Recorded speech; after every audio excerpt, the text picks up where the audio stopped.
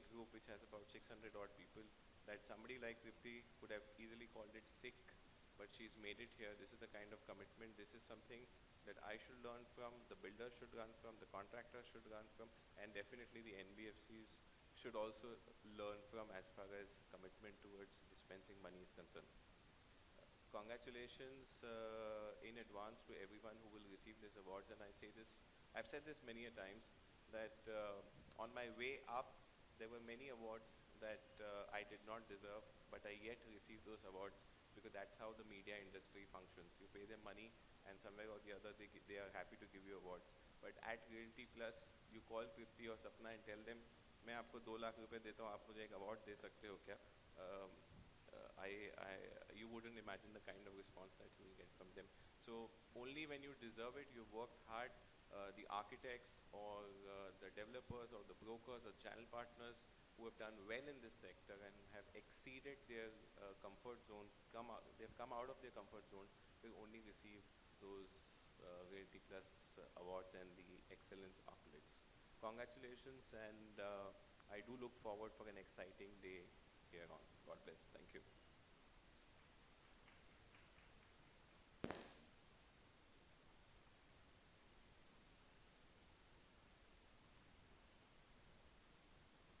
Mr. Wadhwani, thank you so much for addressing us, and thank you for always being your true self, saying it like it is and talking to us straight from the heart.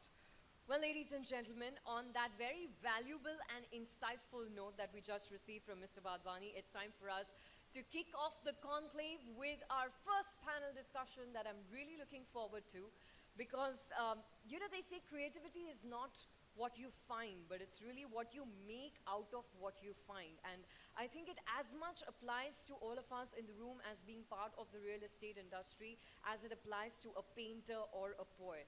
In our first conversation of the day, we will debate how to be creative using traditional and non-traditional capital sources.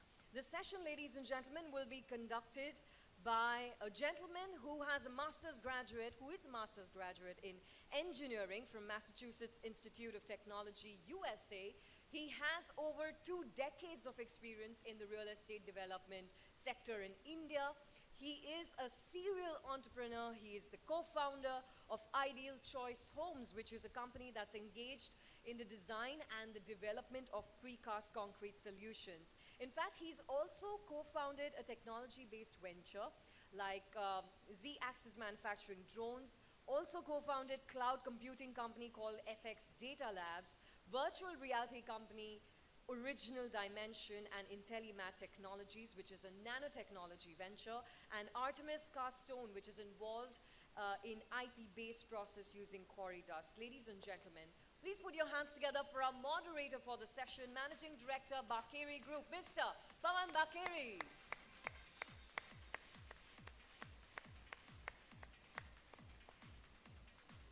Thank you very much, sir, for joining us. Okay, so it's time to introduce our very energetic panel that we're really looking forward to. First up, I'd like to invite on stage Chetan Shah, Executive Director, Kotak Realty Fund, Kotak Investment Advisors Limited. And as Mr. Shah walks to the stage, I must tell you that he oversees investments across all the realty segments with a very special focus on residential, mid-income and affordable housing. He has 18 years of work experience in real estate fund management and debt and private equity. Welcome, Mr. Shah. Welcome to the stage. And it's time to call our next speaker, Mr. Fareed Karachiwala, partner, J Sagar Associates. Ladies and gentlemen, please put your hands together in a warm round of applause for our panelists.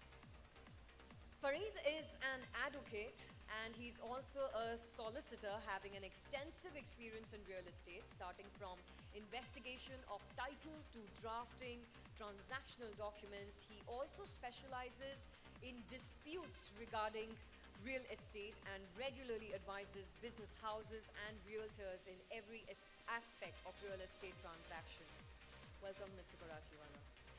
And it's time to invite our next speaker, Mr. Jayesh Karia, real estate expert, consultant, and chartered accountant, BSR Affiliates. Well, he has over 25 years of professional experience with Big Four consulting firms in India. He headed the real estate and construction practice at KPMG for 4 years, and he leads REITs and infrastructure practice in India, and he's a part of the Singapore REIT team. Welcome to the stage, sir. Our next panelist is Mr. N.K. Patel, Founder, Director and Group Chairman, Sun Builders Group.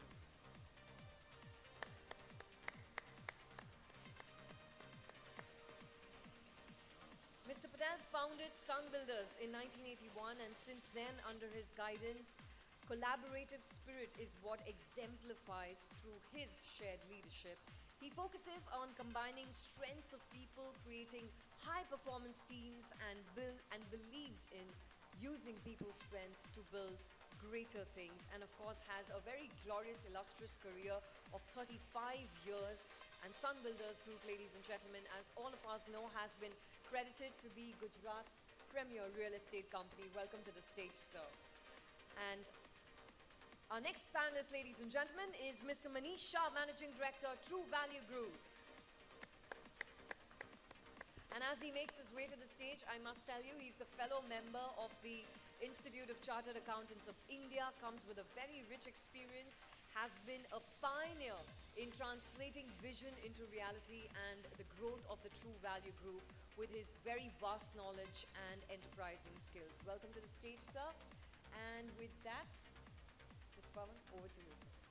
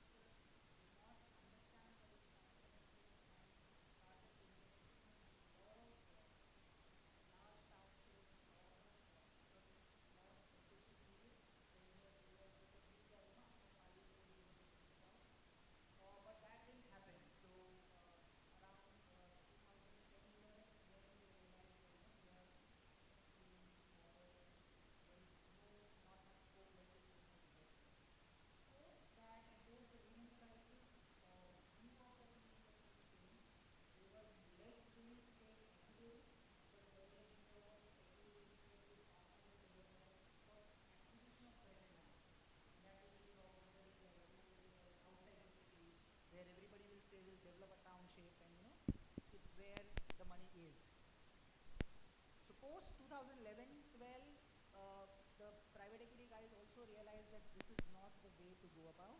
So they became very conservative and they started investing through debt routes. So they would be NCDs or invest with those kind of instruments with a clear understanding with the developer saying that these instruments will be senior to your investment. So my money will come in first and then your money will come. So those kind of investments started happening 11, 12. At that time, the market also was looking a bit better and there was a lot of demand and all that. So those were the times when these funds made money with these kind of structures. So that's where these structures settled in. But now, given the kind of stage where the industry is and where there is so much of restriction of investing from the NBFC side, the developer is today is cut from both sides. One is from the demand. There is not much of turnaround happening in terms of the inventory. Other is also the NBFC funding, which was the flavor for these kind of developers to get easy money or quick money at cheaper rates. That window is also getting shut down. So we as private equity investors are seeing a lot of opportunities in the stress side where developers themselves either want to give up the project on the entirety or is wanting to look at another developer stepping in the project with this help of a private equity investor. So a lot of developers whose project is maybe a 60% or 70% complete, they are kind of coming with an option to, be a sleeping partner and let a better known or a better brand developer take over the project with an additional funding from the private equity investor. So those kind of structures are what we are working on right now. Also, answering the question in terms of what are the other structures which are evolving in the market today is also on the commercial side. There is something called forward purchase, where the private equity investors, larger ones like the Blackstone and all, are looking at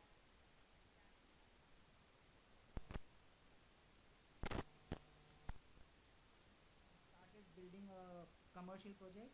So they are saying we commit to buy this commercial property once it is ready, but till that time it is ready, it is your responsibility to obtain all the approvals, do the construction on time, and also take part leasing risk, so that end of the day when the property is ready, we are willing to give you the rate as the market would demand at that point of time in terms of what cap rates are prevailing in that market.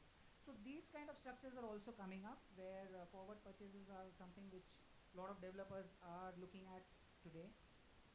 And in terms of other structures which is coming up today is also there is a NBFC loan sitting on the project, and if the developer or the NBFC wants to sell it down, we are looking at structures where we as a private equity investor can come in the project, infuse the needed capital today in the project, take our money out in terms of seniority, and then distribute the balance in terms of the amount left in the project to the NBFCs as well as the developer group. Thank you.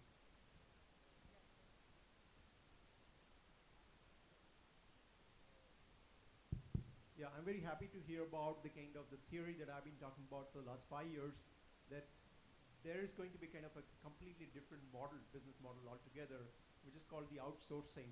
So we have seen enough in the services sector and the ITES sector. That's what I've been saying, that the large developers, I think, should look at kind of an outsourcing model, whereby all these large private equity funds or the kind of the pension fund and the sovereign fund are right there from the, what do you call it, the conceptualizing stage with you, especially in the retail space and the commercial space, and they say, okay, hey, I'm here with you, and you do it because you are great, you know that what can be developed, what cannot be developed, that's your core competencies, my competency is finance, and then once it is built, I will take over the whole portfolio. That's how the Blackstone and Brookfield and all other kind of funds are doing it, and then optimizing, being an early stage entrant, and then creating a higher valuation both for the developers and for themselves, and then kind of moving on to the exit routes like REIT and InvIT kind of products kind of So here again, there is I would say, the organized player, it has been a great, I would say, the opportunity to kind of build these large spaces without worrying about the finance at the kind of the early stage, even for the purpose of acquiring the land also. That's a great story, Chetan, I'm going to see over a period of time on the real estate side. And just to add to one point, sorry, if you look at the kind of the reports which are being released by the World Investment Report or even the other global reports, in March 2018 itself, the private equity funding and the kind of funding from pension fund and sovereign fund is almost about 85 to 90%. So that's the kind of the flow of the money in the billions of dollars is happening and will happen in future. But the point is that it will come to the right set of people. So that's very, very important. Sorry, sir. Especially for Manish as a developer with my background in developing must-have investment. What are these new structures, these structural capabilities that you guys mentioned? How do you think these go down with developers? What are the pros and cons and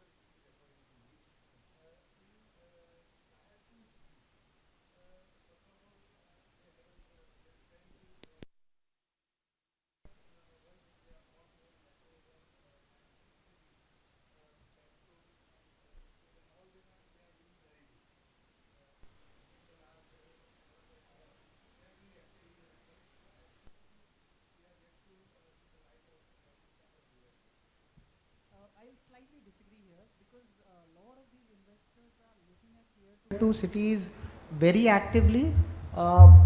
Commercial, when I say commercial, it does not just office asset, it also means the retail asset because a lot of these tier 2 cities have that pent-up demand where one or two retail mall is servicing the entire city. So in terms of generating rentals and the kind of footfalls we see in tier 1 cities, the tier 2 cities are exceeding the footfalls much more than the tier 1 cities. Larger projects, right.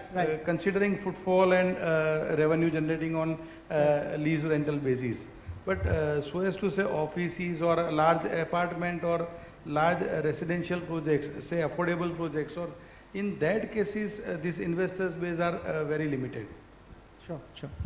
No, there is a reason, Manish, there is an history to that also. In fact, if you see the Ahmedabad story itself, right?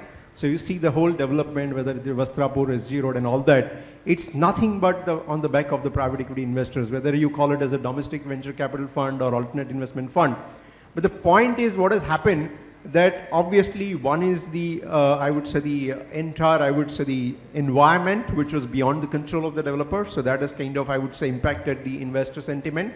The other was the timing, because at that time when they invested, the developers were also kind of showing a very, very, I would say, rosy blueprint. The business plans were kind of going beyond the roof. And therefore that created expectations of almost about 30% return. And when actually the product came into the market, I would say the whole swing happened, and then the returns came down to almost about 14 to 18%. And that also again created a kind of issues with regard to the exit.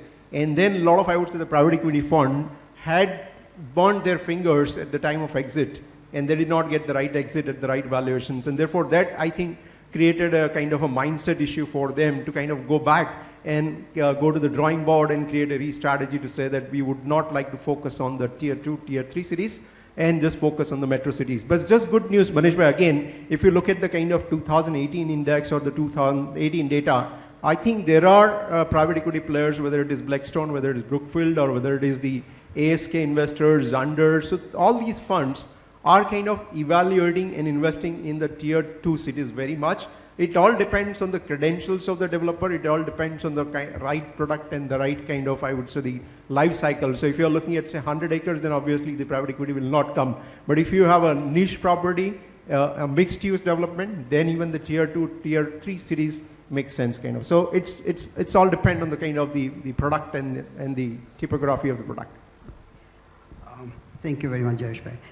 Farid ji, you know, all these complex structurings, most developers hitherto had done business on the back of an envelope. You know, they were simple beings and they identified a piece of land, probably they had it handed down, you know, from their ancestors. They had that piece of property in their family, and they thought, oh, well, here's a bandwagon that we need to ride, especially when they saw property prices going to the roof, and they said, let's do a property deal, let's do a real estate project. That's how many developers entered this profession. Okay. In your opinion, how, or in your experience, developers, especially in markets which are not very exposed to complex structuring of private equity or lease rentals or REITs, what has been your take on developers understanding this complex mechanism, structuring complex products and executing them? So, usually I think developers are very intelligent. They understand all kinds of products which are available. By virtue of passing of RERA, there's been a sea change between what was supposed to be considered as traditional sources of funding and today what is it that is not permitted because of RERA. RERA requires a project to be registered before any financing can actually take place so far as a development of a real estate project is concerned. RERA requires that you need to have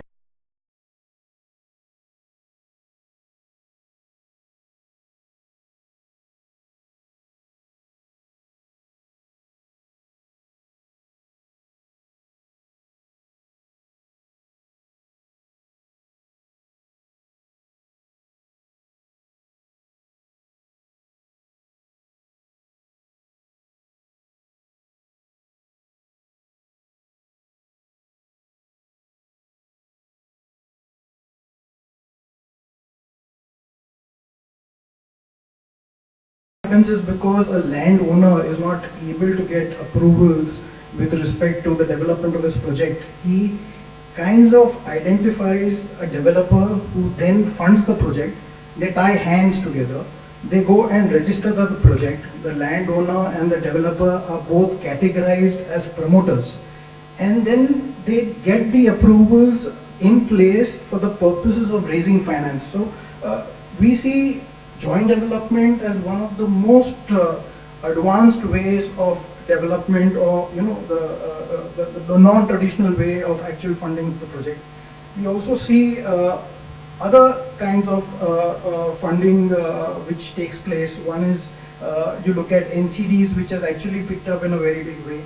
You see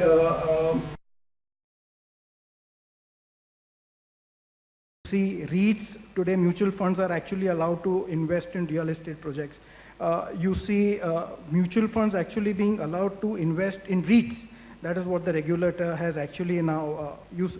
There's another concept called as crowdfunding, which is something which is it's at a little nascent stage, but this is something that people have started to look at as an alternate means of funding of a real estate project. But I think because of RERA, the challenges which have actually come out have looked at both ways. One is to ensure that the project actually gets finished, and you look at protection of house buyers who sometimes are left at the lurch because the developer is not able to complete the project. So I actually believe, and I'll say this with my heart, that I think the government has actually, with RERA, come out in the right direction in order to ensure that all stakeholders are actually at a win-win situation of getting whatever is their due.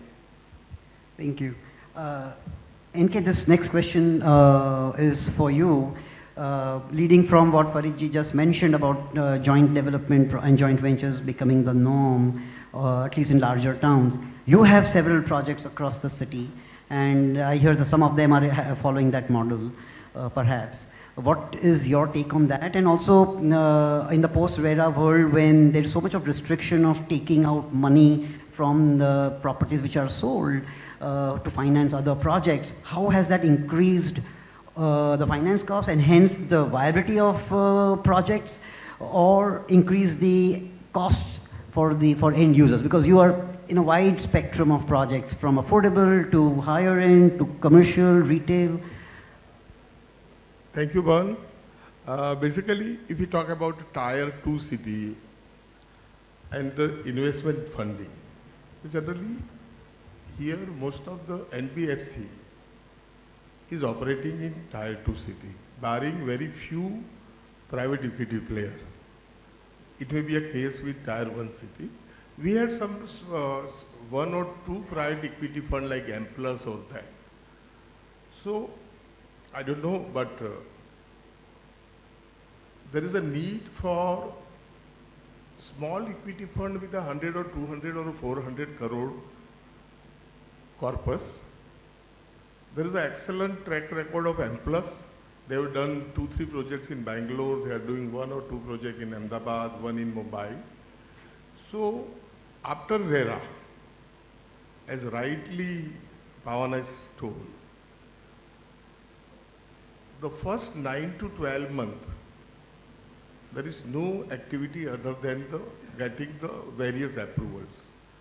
And second thing, to have some formal finance will not be possible. But looking to the Tier 2 city, and especially if we talk about the Ahmedabad, Ahmedabad has an excellent property title track record. Ahmedabad has a very less disputes in the land. Third thing,